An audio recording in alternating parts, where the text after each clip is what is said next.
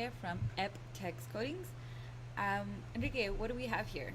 Well, we got here one of our 4x4x6 electric powder coating ovens, and we've checked your YouTube comments from our previous videos, and a lot of people are asking, what can I powder coat?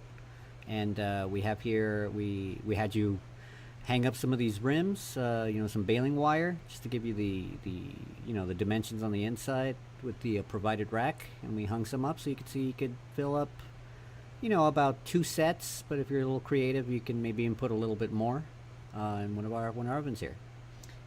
What are the cool features about this 4x4x6 oven? It's your standard oven. It's got a temperature controller. It's rated to go up to 400 degrees. You can set it for other temperatures, but it's basically for powder coating. And it's got a blower to get a uniform kind of temperature throughout the oven, so it's uniformly heated. And just plenty of room. That rack's removable. How long does it take, though?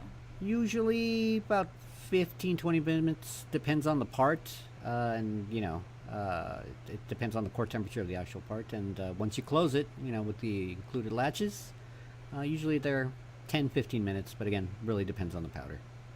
If you like what you see, give us a call if you have any other questions. Thanks.